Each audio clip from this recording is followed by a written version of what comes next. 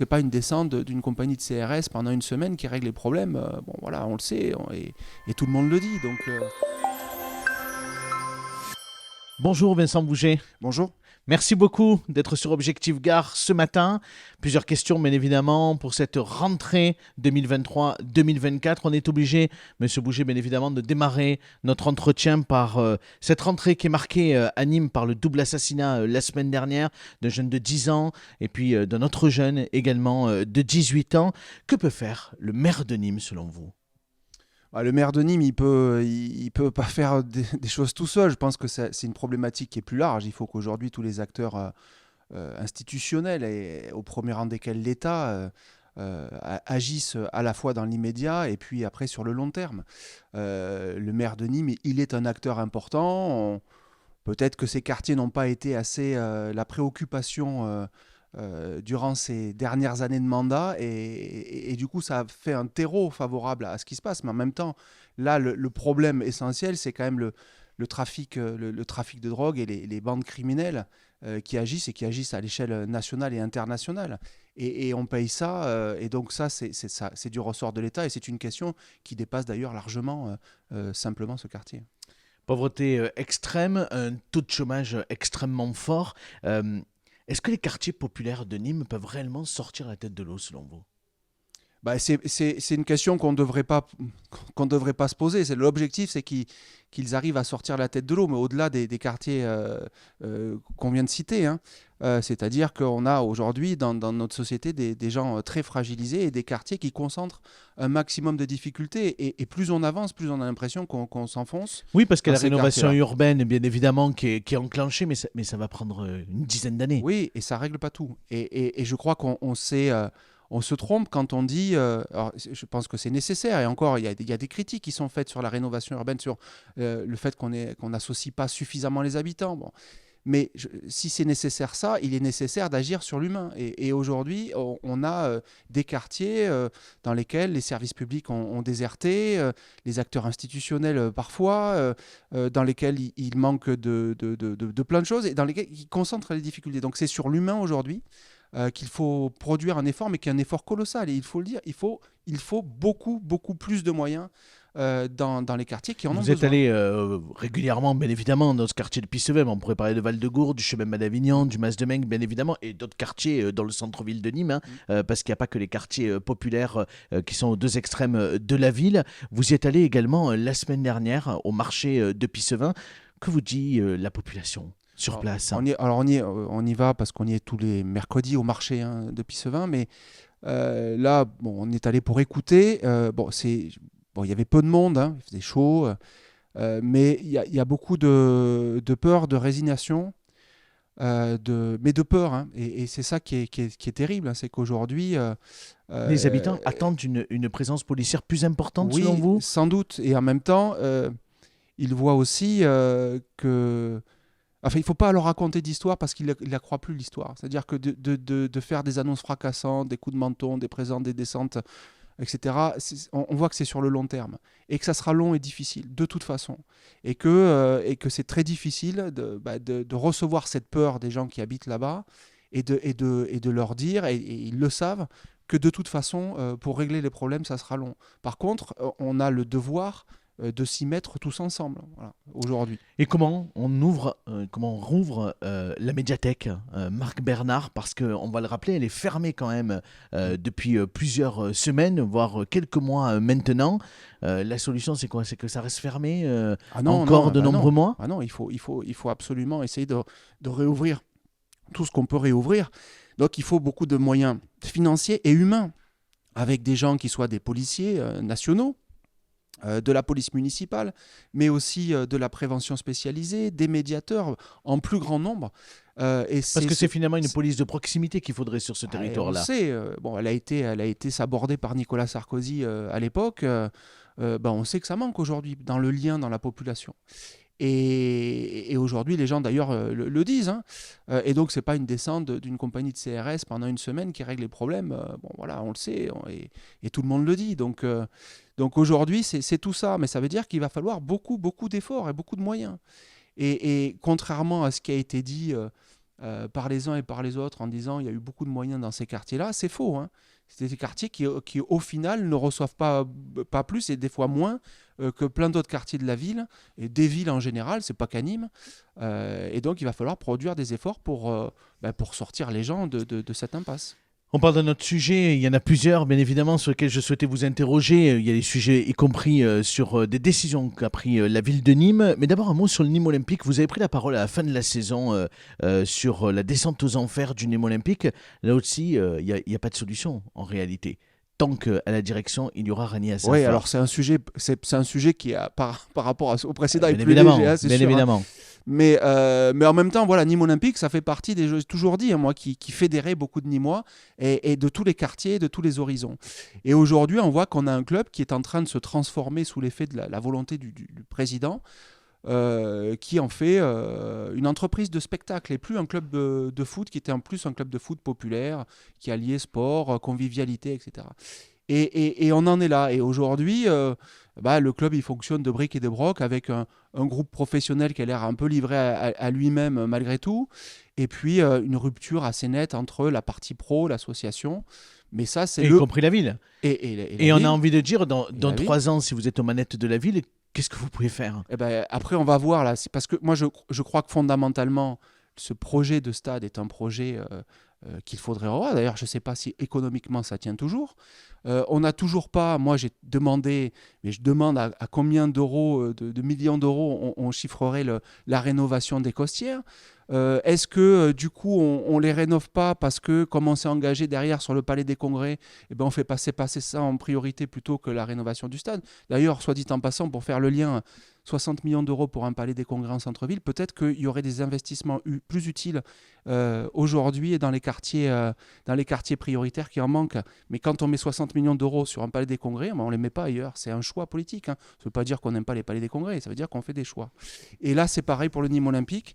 Et ce qui est triste, c'est que ce qui permettait de passer des bons moments ensemble, parce que ça sert à ça aussi le sport. Aujourd'hui, c'est devenu quelque chose de très très secondaire dans la vie de la ville. D'autres questions, l'interview est rapide, c'est l'interview du matin, donc on passe effectivement d'un sujet à un autre. Beaucoup. Mais il y avait une question également, au début de l'été, la ville de Nîmes a décidé lors du dernier conseil municipal d'automatiser le paiement des repas de cantine scolaire. Vous y êtes favorable ou vous pensez que c'est une erreur? Je trouve surtout que le prétexte pour lequel elle l'a fait, c'est-à-dire lutter contre le gaspillage, c'est un prétexte, quoi.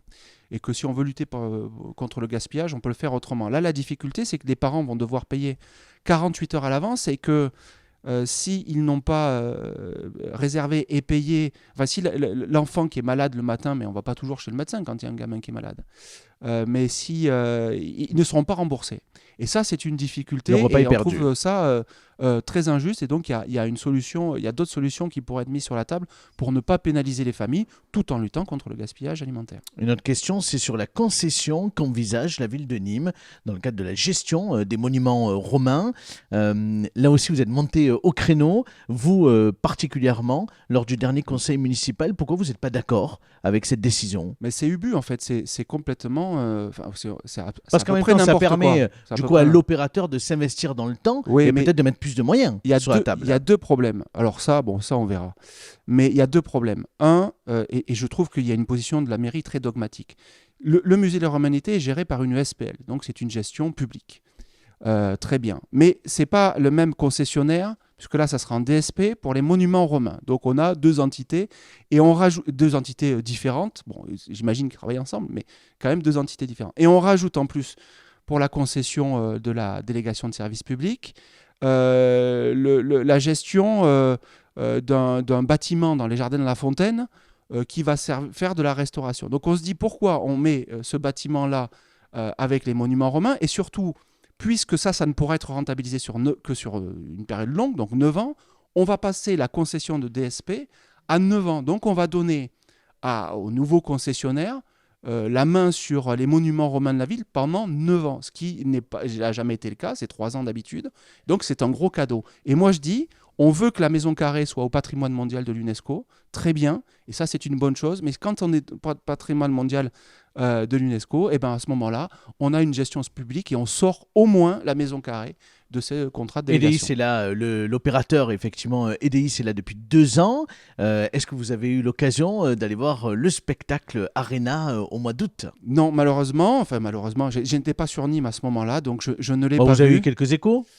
J'ai lu des gens qui étaient mitigés. Bon, mais je ne vais pas juger parce que je le. Vous avez je vu un l'ai pas concert quand même sur le mois de juin, J'ai le vu mois de un juillet. concert. J'ai vu un concert. Les Black Keys, voilà. Et c'est alors toujours les concerts aux arènes, c'est toujours agréable. Voilà, ça c'est sûr. Ça, c'est une bonne action peut-être de la ville de Nîmes, parce que ce festival aujourd'hui, il est connu au niveau national, et on a effectivement de beaux artistes qui viennent l'été. Avec toujours cette question-là, c'est que le prix des places est quand même très cher, et donc ce n'est pas accessible pour beaucoup de gens. Et que ça n'est pas en soi, c'est pas vraiment un festival, quoi. C'est une série de concerts. Un festival, c'est sur 2 jours, ça coûte pas très cher. Le prochain très grand festival. Donc ça veut dire que si vous êtes aux manettes, exactement. Si vous étiez aux manettes, vous arrêteriez ce principe des concerts empilés au mois de juin-juillet. Non, je dis pas ça. Ça c'est à voir, mais je pense qu'il y a beaucoup de gens qui y vont, qui prennent plaisir. C'est bien d'avoir des artistes internationaux ou nationaux d'ailleurs. Mais je pense que c'est moins accessible que quand on a un vrai festival de musique. Bon, tout le monde est parti en vacances à gauche. Je présume que là, c'est la rentrée. Vous allez vous revoir avec les autres partis politiques. Est-ce qu'on commence un peu à travailler au rassemblement ou c'est encore un peu prématuré pour 2026 ? On travaille tout court. Donc, quand on travaille et quand on veut avancer, on est obligé à travailler à des rassemblements pour rendre des idées majoritaires. Quand on veut... convaincre, quand on pense avoir des idées ou quand on veut faire émerger de nouvelles thématiques, on a besoin que celles-ci soient partagées. Donc, on travaille dans les faits avec tout le monde et on essaye à Pierre Jomain, s'entendre. tout se passe bien. Pierre Jomain, on se croise. Le nouveau fédéral du Parti Socialiste. Oui, on s'est croisés, on a déjeuné, on a parlé, on continue à le faire. Je travaille avec mes collègues. Et un rendez-vous est pris pour la rentrée, pour septembre, pour se revoir Non, pas spécifiquement, mais il y en aura de toute façon. Avec les Insoumis aussi, je présume. Avec tout le monde. Avec tout le monde. J'ai pas d'ennemis à gauche. Voilà. On dit un tout dernier mot du département cette fois-ci, parce que vous avez une belle délégation, c'est la délégation sport. Le premier schéma de sport départemental sera voté le 13 octobre prochain. Ça fait 2 ans que vous êtes à la tête des sports au département. Quel bilan vous faites ? Je le rappelle toujours, ce n'est pas une compétence obligatoire du conseil départemental, c'est une compétence partagée. Et on a voulu montrer à travers cette réflexion qu'on a lancée depuis 1 an sur le nouveau schéma des sports, qui va permettre de savoir où est-ce qu'on doit intervenir, qu'est-ce qu'on rajoute à nos politiques publiques, etc. On a voulu montrer l'importance du sport et dans plein de domaines. Il y a effectivement ce qu'on voit, le sport compétition, mais il y a le sport loisir, il y a le sport santé, il y a le lien social qui est créé quand on fait du sport. Bref, c'est multidimensionnel, il y a le sport adapté. Bon. Et donc, quand on est dans des périodes de crise, souvent c'est le sport qui est le parent pauvre. Et on a voulu montrer, alors là les JO nous aident un peu, que le sport c'est important et c'est très important dans nos vies. Donc le bilan c'est que globalement, puisqu'on a fait une enquête, c'est que la politique sportive du département était plutôt... les gens en étaient satisfaits, les acteurs du monde sportif. Et qu'on a quelques pistes, je ne vais pas vous les annoncer maintenant, mais nouvelles d'intervention qui doivent permettre à davantage de gens de faire du sport. Un exemple quand même, peut-être sans tout dévoiler, mais quel est le chemin que vous voulez entreprendre ? On l'a vu cet été, le col de la Luzette a été ouvert aux pratiques amateurs, voilà, et donc fermé aux voitures. Peut-être que ça va on espère que ça pourra se répéter chaque année pour permettre à tout le monde. Voilà. Et puis il y a Méjeanne Le Clap, le centre de Méjeanne Le Clap qui avance, la rénovation, et ça va devenir un grand centre de cyclisme avec Paris 2024 l'année prochaine. Voilà. Et on a à la fin de la semaine au Pont du Gard un événement majeur de tournoi de basket 3-3 avec le plus haut niveau féminin mondial, l'équipe de France championne du monde. Elles sont en stage en ce moment à Méjeanne Le Clap, mais il y a un tournoi sur le Pont du Gard entre le jeudi et le samedi, donc le jeudi 30. Oui, c'est ça. Jeudi 31 et le samedi 2 septembre. Donc, on vous attend nombreux. C'est ouvert au public, c'est gratuit. Le message est passé. Merci beaucoup, Vincent Bouget, d'avoir fait votre rentrée sur Objectif Gare. Merci.